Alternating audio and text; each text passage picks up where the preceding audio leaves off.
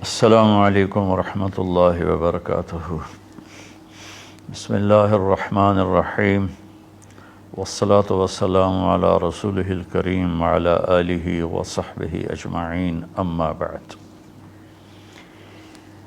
میرے محترم بھائیوں، بہنوں، دوستوں، بچوں، بچیوں، رمضان کی برکتیں اللہ تعالی ہم سب کو نصیب فرمائے۔ اب تو جاتا ہوا رمضان ہے۔ ایک مرتبہ اللہ کے نبی صلی اللہ علیہ وسلم اپنے صحابہ سے فرما رہے تھے کہ بنی اسرائیل میں 4 انبیاء تھے جنہوں نے 80 سال اللہ کے راستے میں جہاد کیا۔ تو صحابہ افسوس سے کہنے لگے، یا رسول اللہ، ہماری تو عمر بھی 80 سال نہیں ہوتی، کم لوگ ہی اس عمر تک جاتے ہیں، اور جب 80 سال کے ہو جاتے بھی ہیں تو کسی کام کے نہیں رہتے، تو پھر وہ تو ہم سے بہت آگے نکل جائیں گے۔ تو میں قربان جاؤں ان صحابہ پر جن کی دلداری کے لیے اللہ قرآن اتارتے تھے۔ سبحان اللہ۔ ایک واقعہ یاد آ گیا، ایک آیت آئی، لا یستوی القاعدون من المؤمنین والمجاہدون فی سبیل اللہ۔ یہ آیت آئی کہ گھر میں بیٹھنے والے اور جہاد کرنے والے برابر نہیں ہیں۔ جب آپ نے یہ آیت سنائی تو اس محفل میں ایک صحابی بیٹھے ہیں، عبداللہ بن ام مکتوم، وہ نابینا تھے۔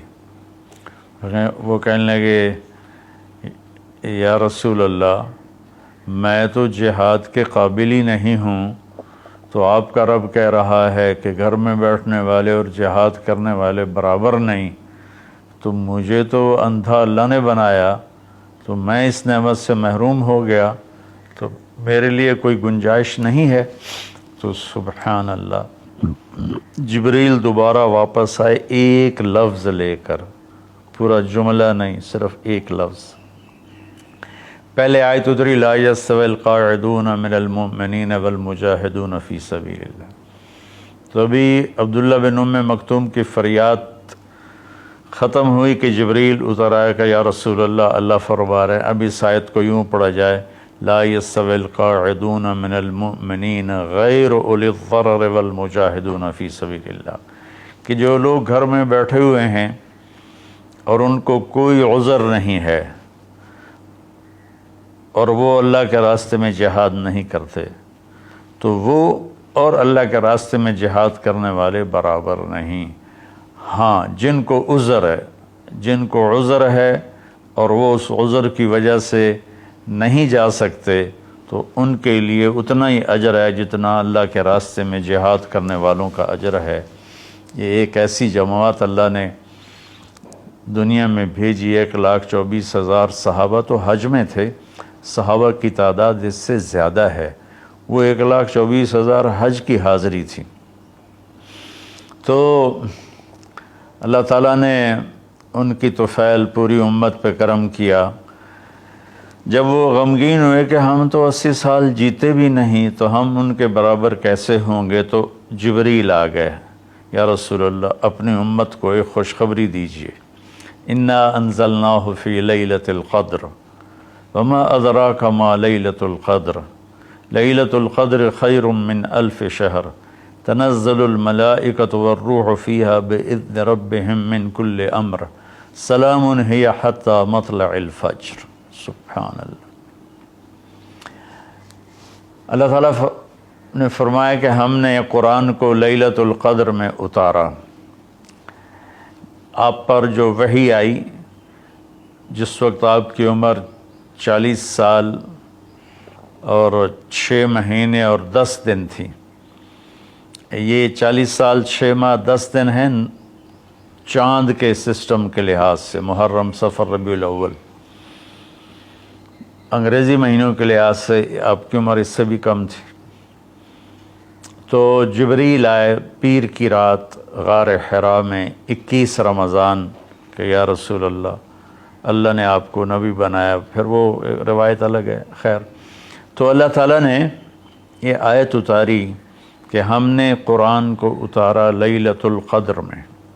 پھر اللہ کہتا ہے فما ادراک ما لیلۃ القدر، تمہیں کوئی خبر بھی ہے کہ لیلۃ القدر کیا ہے؟ پھر اللہ نے خود جواب دیا لیلۃ القدر خیر من الف شہر، لیلۃ القدر 1 مہینوں کی بندگی سے زیادہ اجر رکھتی ہے۔ 1 رات عبادت کرو تو 1000 مہینوں سے اس کا اجر زیادہ ہے۔ 83 سال سے بھی اوپر چلا گیا۔ پھر اللہ نے دوبارہ فرمایا کہ لیلۃ القدر کیا ہے؟ تنزل الملائکۃ، اس میں فرشتے اترتے ہیں، والروح، جبریل اترتا ہے، فیہا من کل امر سلام ہی حتی مطلع الفجر، اور یہ فجر کی طلوع فجر تک یہ رات اپنی برکتوں کے ساتھ رہتی ہے۔ اب اللہ تعالیٰ نے لفظ قدر کے جتنے مطلب تھے نا، سب کا احاطہ کیا ہے اس چھوٹی سی صورت میں۔ انا انزلناہ فی لیلۃ القدر، ہم نے اس کو لیلۃ القدر میں اتارا۔ وما ادراک ما لیلۃ القدر، تمہیں پتہ ہے لیلۃ القدر کیا ہے؟ تو قدر کا معنی قیمت بھی ہوتا ہے، تو اللہ نے کہا لیلۃ القدر خیر من الف شہر، کہ اس کی قیمت 1000 مہینوں سے بھی زیادہ ہے۔ قدر کا معنی تعظیم بھی ہوتا ہے۔ تو اللہ تعالیٰ نے اگلے میں یہ ارشاد فرمایا کہ یہ ایسی تعظیم والی رات ہے کہ جبریل بھی آتا ہے زمین پر اور فرشتے بھی آتے ہیں زمین پر۔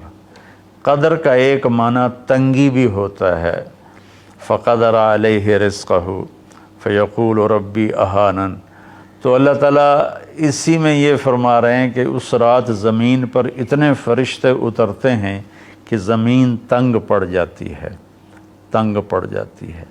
اور قدر کا معنی پیمائش بھی ہوتا ہے، تو اللہ تعالیٰ نے کہا سلام ہی حتی مطلع الفجر، اس رات کی لمبائی چوڑائی کیا ہے؟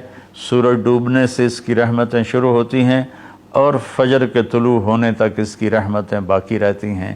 اس طرح قدر کے لفظ کے ہر معنی کو اللہ نے انتہائی خوبصورتی کے ساتھ اس چھوٹی سی صورت میں بیان فرمایا۔ تو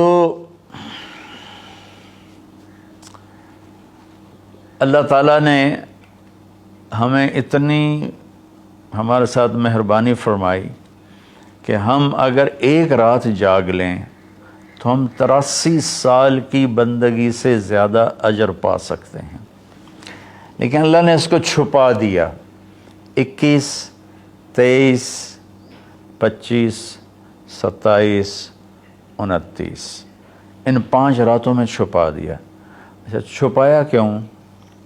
کہ اگر اللہ تعالیٰ بتا دیتے کہ فلاں رات ہے، اور اللہ کو تو پتہ تھا کہ آگے آنے والی امت غافل ہوگی، تو متعین ہونے کے بعد پھر کوئی غافل ہوتا، نافرمانی کرتا، کوئی برا کام کرتا تو پوری امت پر عذاب آ سکتا تھا۔